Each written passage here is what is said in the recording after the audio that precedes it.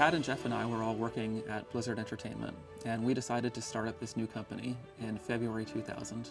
We really wanted to build a company that could focus on new experiences, trying new things, and that's what we were excited about, and that's why we built ArenaNet. We started in Pat's spare bedroom. There were 3 of us working out of Pat's spare bedroom.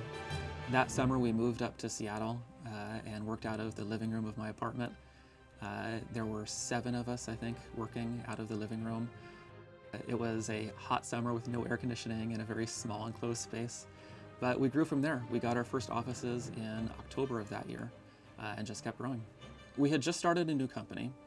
We didn't want to just move across the street and have, that kind of revolving door atmosphere with Blizzard. We thought there was a line from the movie Hunt for Red October. When Cortez reached the New World, he burned his ships, and thus his men were well motivated. We thought we should be well motivated too. There are not that many times in your life when you can create something new in a new place. And we thought, let's pick the best environment. And Seattle really has a thriving game development community. And of the various places we looked at, we thought Seattle has a great quality of life. It's a beautiful city. That's where we wanted to start. I love Seattle. I love the Northwest. I was originally raised in the South in North Carolina, and then I lived in Los Angeles for about 8 years, which is about as much culture shock as you can get.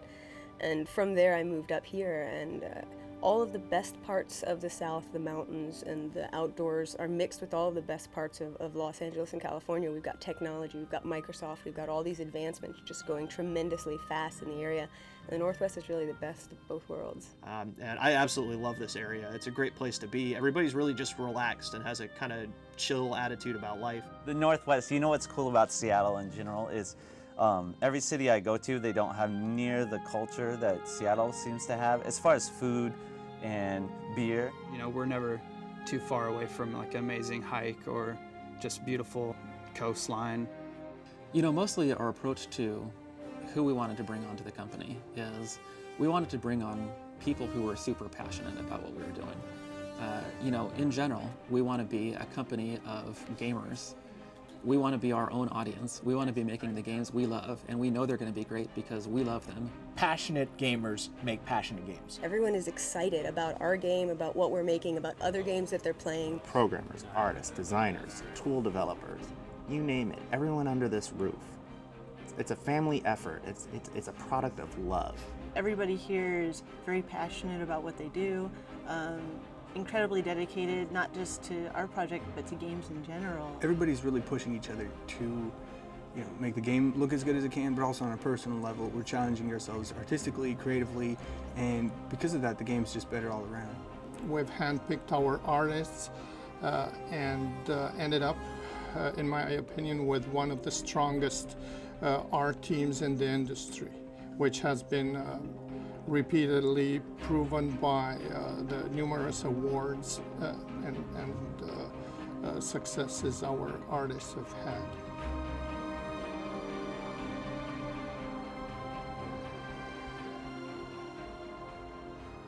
We also built ArenaNet to be a very collaborative environment. They've always been really great about team building and collaboration, cooperation. We now have like 250 people here, and when I first started it was about 30 people. I certainly gotten bigger.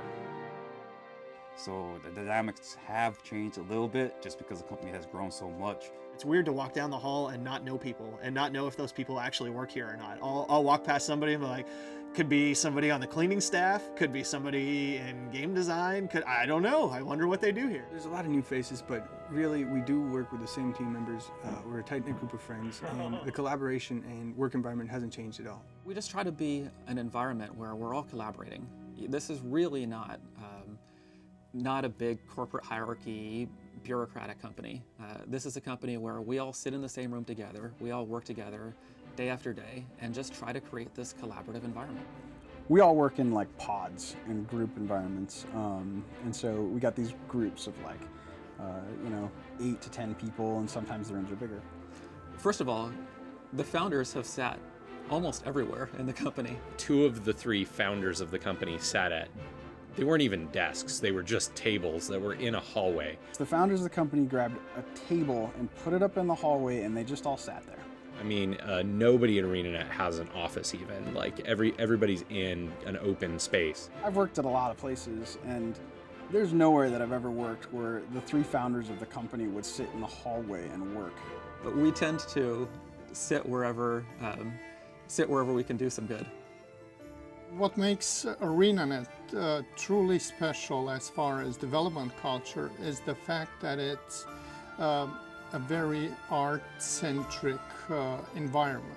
ArenaNet works a lot through iteration. Everything that we make, we start at one point, but as it processes through different teams and even goes back to the original teams, the game changes, the skills change, the play of the game, the story, it all takes into account everybody's ideas, which is really the perfect way to do it, because one person can't come up with enough ideas to populate a world. But when we have a whole company of people who are excited about it working together, we can do some pretty phenomenal things. I came on roughly halfway through the development process, and at that point the technology had been developed, but the art was pretty much just placeholder. So we started over and scrapped everything and all the art assets and rebuilt the entire game from scratch. I've always said that we are creatively fearless. We are unafraid to go back and check what we've done, to iterate, to reiterate, to come up with new ideas, and if we come up with a new idea, to implement it without fear of the fact of, yes, we've worked for so long on this other way, just because it's in place doesn't make it the final piece. We do encourage people to literally put aside time towards experiments that are pretty much predestined to fail. I think that planning and allowing for some failure is key to the creative process. There's a lot of room for personal and creative freedom that ties into the shared vision. The entire company rallies behind the product, and it's really great to see what we're able to accomplish. ArenaNet is a company where I want our employees to reach out to our customers to say, hi, I'm Mike. Hi, I'm Lindsay. Hi, I'm Isaiah. Get to know me as a person. Have a direct interaction with me as a developer. Let me know what you think about our games. We're making these games for you, for our customers. We should know what you think. The feedback is so important, because then we can continue to react and respond to how they feed off of the stuff that we're doing. We're not a video game company, we're a community building company. And we just happen to have one of the coolest ways to build a community, which is through a video game. People in Europe are crazy about the game, especially in Germany. It's like we have a massive following in Germany. So every time we go there for a convention or for some player meetings, it's like we are always greeted with such enthusiasm and love. It's like it's a huge market for us. Europe is as core territory as you can get for us. If you don't have the community, you're not going to be successful. You need to make community a top priority. We want to get out there and meet our fans. Actually, the great part about trade shows is not only are you meeting the fans, but a lot of times you're kind of meeting the fans again. You saw them last year and you got to know them last year, and they come back and say, hi, remember me from last year? And you get to talk to them about their experiences playing the game. That's what we want. We had to kind of sit tight after we did the announcement in 2007. We had that PC Gamer article, and then we just went dark for a couple of years. And so it's been really hard. We wanted to tell people so much. We've seen so much going on with the game. The biggest thing for me is the last couple of weeks where we actually got to pull the covers off and reveal some of the big stuff that we're working on. And fortunately, the MM audience has really taken it to heart, and the reaction's been awesome.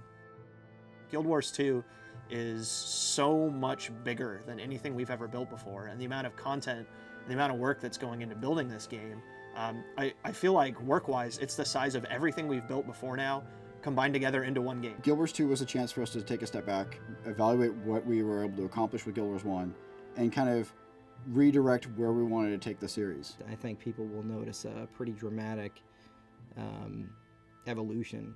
I think we learned a lot of cool things in Guild Wars 1, and it was such a big game, and there was so many crazy things that we tried that when Guild Wars 2 came around, we basically all sat back and we just started writing down all the things that we do differently. And so there's all these things that we're trying to do differently. And so I'm really curious to see how all those pan out. It is a whole new game that's going to blow people's mind. I mean, first of all, I play the hell out of Guild Wars 2, and so I'm going to play all of the content in Guild Wars 2.